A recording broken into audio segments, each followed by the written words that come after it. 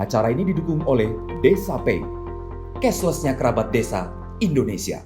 Jadi untuk dari tim DKV sendiri sebetulnya kami ada 6 orang, Ibu. Jadi ada saya sebagai ketua peneliti, kemudian ada Pak Nugraha Kiramadani dan Pak Didit, ada juga Bu Putri Dwitasari, Ibu Nurina, dan Pak Taufan Nurdianto. Jadi kami bekerja sama membuat beberapa luaran pengabdian masyarakat. Nah, salah satunya yang sedang kita saksikan saat ini adalah salah satu luaran berupa buku cerita anak. Nah, sebenarnya kalau kita runtut ke belakang, Bapak Ibu, jadi di sini buku cerita anak adalah menjadi bagian dari kegiatan yang kami lakukan selama pandemi. Jadi ada beberapa luaran sebetulnya di mana kami selalu berusaha mengintegrasikan antara kegiatan pengabdian masyarakat, penelitian, dan pengajaran. Itu bagaimana strateginya supaya luaran-luaran yang kami hasilkan bisa berkontribusi terhadap situasi yang sedang dialami oleh bangsa kita di 2019 kemarin, khususnya terkait dengan pandemi COVID-19. Jadi ada beberapa banyak luaran yang sudah kami hasilkan, meskipun memang tidak semuanya dipublikasikan secara formal begitu, tapi secara simultan, secara sporadis begitu, kita banyak membuat luaran-luaran seperti ini. Contohnya adalah media permainan, poster, kemudian bikin stiker WhatsApp, kemudian bikin animasi, bahkan beberapa tugas akhir pun ada yang mengambil topik-topik terkait dengan pandemi. Di sini kami menggandeng Satgas COVID-19, khususnya bidang perubahan perilaku sebagai salah satu mitra. Kami banyak mendapat bimbingan dari pihak Satgas. Kami juga banyak sedikit banyak membantu terkait hal-hal yang berkaitan dengan ilustrasi dan desain komunikasi visual. Ini salah satu luaran yang kami bekerja sama dengan mereka. Tahun lalu kami membuat maskot kita perubahan perilaku, dan ada beberapa alternatif yang akhirnya telah disetujui dan digunakan untuk kampanye, bagian dari kampanye Satgas COVID-19.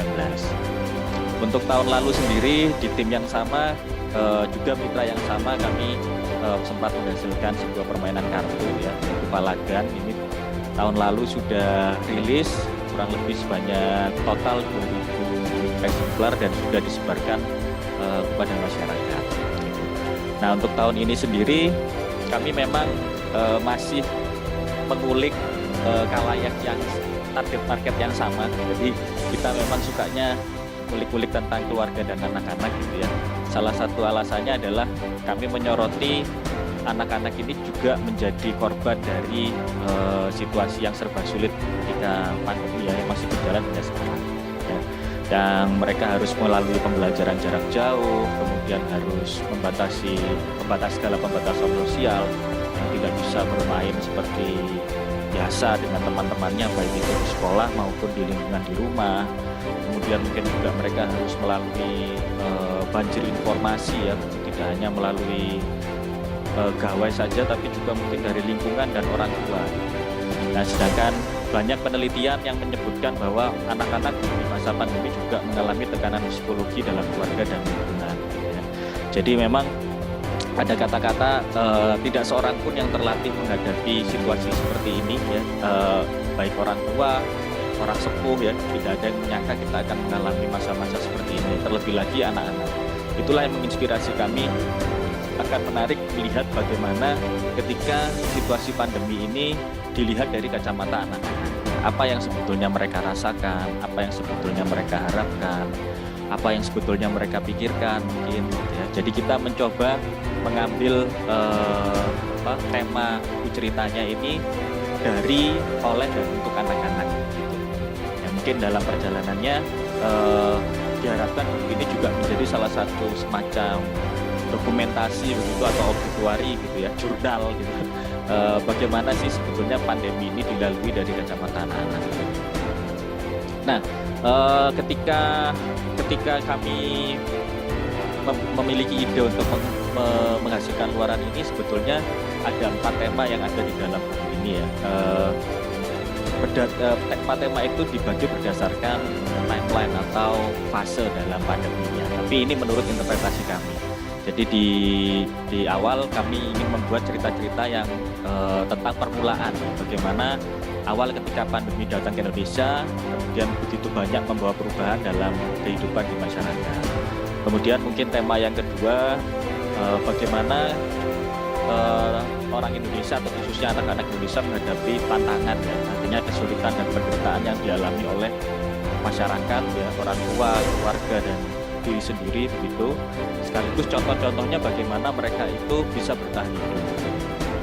Kemudian fase yang ketiga, mulai ada upaya itu penanggulangan itu bagaimana upaya yang dilakukan oleh pemerintah dan segenap lapisan masyarakat gitu ya, berbagai kreativitas dan ruang yang muncul di tengah segala keterbatasan. Artinya di fase ketiga ini bagaimana sih anak-anak melihat di sekitar mereka sudah mulai ada upaya gitu ya, dari semua pihak untuk penanggulangan pandemi dengan caranya masing-masing. Nah, sedangkan yang di fase keempat itu harapan, sebetulnya untuk harapan ini penggambaran kehidupan pasca pandemi berakhir. Jadi kalau kami melakukan briefing ke teman-teman autor itu, bayangkan masa depan, bayangkan masa depan ketika pandemi sudah berakhir, apa kira-kira yang terjadi dan apa kira-kira yang bisa hikmah apa yang bisa diambil. Kemudian ketika anak-anak mulai berpikir tentang masa depan, apa yang mereka harapkan, apa yang mereka pikirkan, dan kira-kira imajinasi seperti apa di dunia di masa depan ketika pandemi ini sudah berakhir. Itu adalah fase yang keempat. Nah, disitulah akhirnya kami empat fase tahapan tadi kita rangkum gitu ke dalam sebuah buku kompilasi yang kami beri nama tajuk Little Normal ya. Artinya kenapa sih kok judulnya Little Normal? Sebetulnya waktu itu terpikirnya karena terinspirasi dari kata-kata new normal gitu ya. Tapi kita kita arahkan menjadi lebih berbau anak-anak gitu. Jadi ada kata little bahwa ini memang tentang kenormalan yang dari sudut pandang anak-anak gitu ya. Jadi agak dibelokkan ke kata-kata yang cukup jamak dipakai di media sejenis yang sasarannya memang anak-anak. Jadi buku kompilasi ini terdiri dari sekitar 15 judul pada akhirnya. Jadi di awalnya ada sekitar 50 karya lebih yang masuk, kemudian kami sortir, kami seleksi, dan akhirnya terdapatlah 15 karya gitu, kurang lebih 15 karya dari 15 penulis yang berbeda. Keseluruhannya adalah karya dari mahasiswa desain komunikasi visual di mata kuliah ilustrasi konseptual semester 4. Jadi ini kurang lebih teman-teman autor ya, para pengarangnya, mahasiswa semester 4 kemarin. Dalam perjalanannya mereka juga banyak mendapat bimbingan dari, tidak hanya dari dosen, tidak hanya dari saya dan teman-teman tim Akmas, tapi juga banyak mendapat masukan dari tim Satgas juga, yang kebetulan teman-teman Satgas juga banyak berkonsultasi dengan para ahli ya. Jadi ada dari psikolog mungkin, dari penulis, dan dari berbagai pihak. Nanti mungkin Bu Ira bisa menceritakan. Nah, sepintas kalau buku cerita anak ini memang ada beberapa konten yang cukup menarik gitu ya. Jadi tidak hanya bicara soal himbauan-himbauan yang pengulangan dari himbauan yang mungkin sudah sering kita amati dalam 1 tahun ini ya. Jadi diulangi lagi dengan pendekatan anak-anak ya. Salah satunya mungkin bagaimana kita dianjurkan untuk membatasi kegiatan di luar rumah dan bertahan di dalam rumah. Bagaimana kami menggambarkan bahwa aktivitas di dalam rumah itu masih bisa dibuat sangat menyenangkan gitu ya. Jadi nggak stres gitu. Jangan dilihat ini seperti sebuah kekangan, tapi bagaimana anak-anak itu bisa diajak untuk tetap selalu menikmati masa kecilnya gitu ya, dengan cara-cara yang kreatif dari masing-masing keluarga.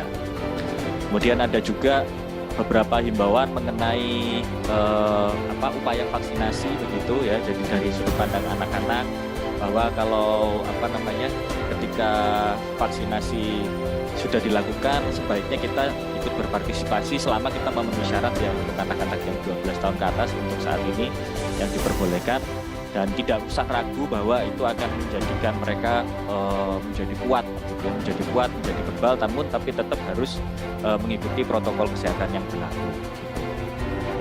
Ada juga pesan-pesan yang sebenarnya simpel gitu ya, sebenarnya sederhana begitu, mungkin himbauan-himbauan kecil seperti bagaimana sih ketika orang masuk ke dalam rumah, kemudian bagaimana ketika anak-anak itu menyambut tamu gitu ya, apa yang harus dilakukan ya. Itu mungkin ada beberapa humor atau pandangan cerita khas gitu yang bisa disajikan di sana. Nah, selain itu juga ada selain himbauan-himbauan tersebut dimasukkan ke dalam cerita atau masuk dalam narasi ceritanya, ada juga himbauan-himbauan yang memang masih sifatnya berupa eksplisit ya. Artinya ada halaman-halaman di dalam buku itu yang memang berisikan tentang himbauan-himbauan yang praktis. Artinya langsung bisa diikuti dan kemudian mungkin dilakukan ya, diimplementasikan dalam kehidupan. Jadi tidak dalam hanya ceritanya saja, tapi juga ada sisipan-sisipan berupa informasi atau himbauan yang positif di situ. Ya. Kemudian tidak hanya berkaitan dengan pandemi, juga ada beberapa narasi juga supaya tidak membosankan, dan kami ingin memberikan banyak inspirasi kepada para pembaca sehingga setiap cerita yang ada di dalam buku ini diharapkan memiliki pesan moral dan kebaikan. Ya, jadi tidak hanya praktis dan terapan, tapi juga bisa menyentuh sisi psikologi dan afektif dari pembacanya.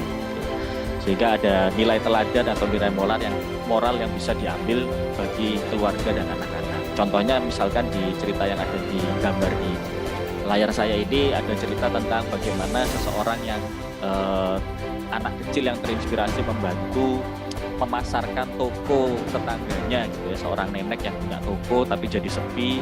Kemudian dia punya ide gimana caranya tokonya itu diviralkan gitu ya, bikin poster, kemudian disebarkan melalui sosmed, dan akhirnya banyak pengunjung yang datang ke toko si nenek. Ada juga cerita tentang seorang anak kecil yang sangat suka pergi ke kebun binatang, sangat suka dengan salah satu hewan satwa di sana. Dan ini cukup menarik karena mungkin tidak banyak yang menyoroti gitu bahwa anak kecil itu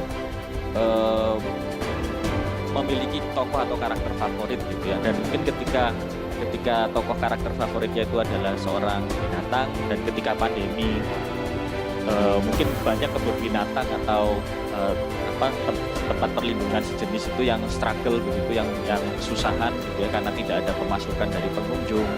Dan ini anak kecil ini digambarkan dengan cara yang sama, membuka tabungannya, kemudian membuat orang-orang di sekitarnya itu untuk peduli dan bisa berkontribusi atau menolong gitu ya, membantu sebisanya untuk kehidupan satwa di kebun-kebun binatang.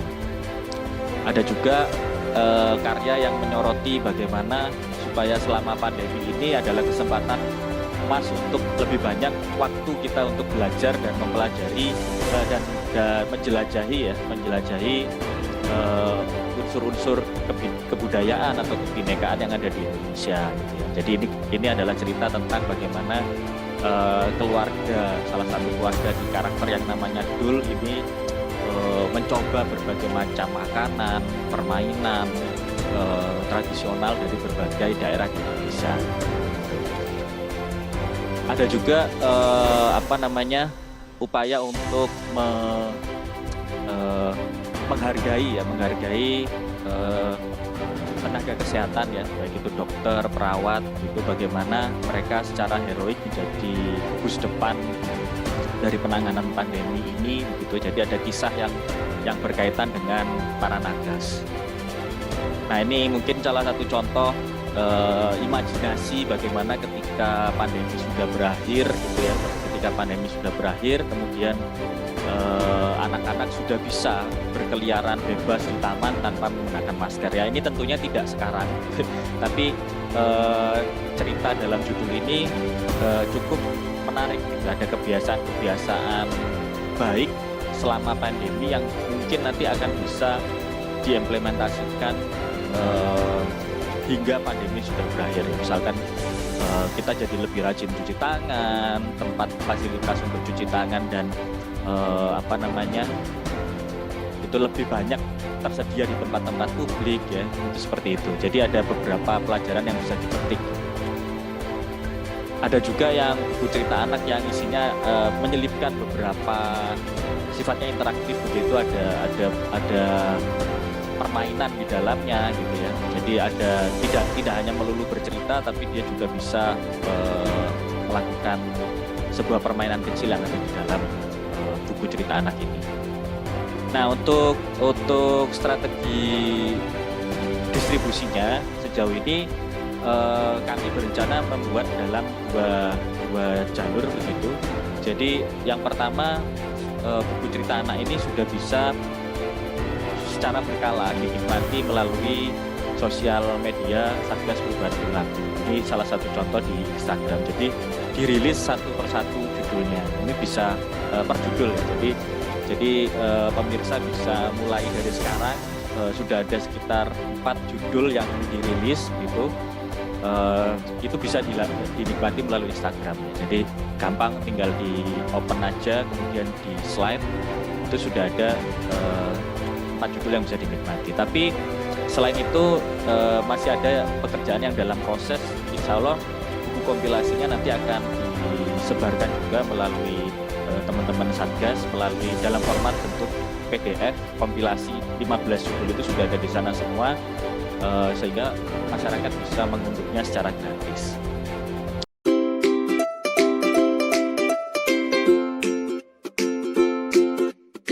Dapatkan kabar baik dan kebaikan desa dan perdesaan hanya di TV Desa News. Unduh aplikasinya segera.